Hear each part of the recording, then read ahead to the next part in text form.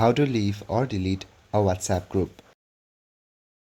In WhatsApp, there is no direct delete option, so first you need to leave a group to be able to delete it.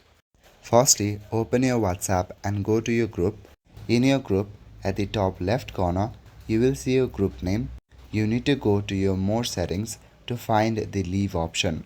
For this, click on your group name. When you do that, then scroll down to the very bottom.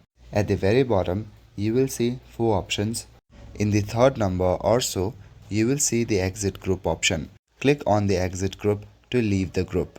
If you don't find this option, then there's another way also. Go back to your group and tap and hold on the group. Now click on the 3 dot icon at the top right corner. Here you will see the option Exit Group.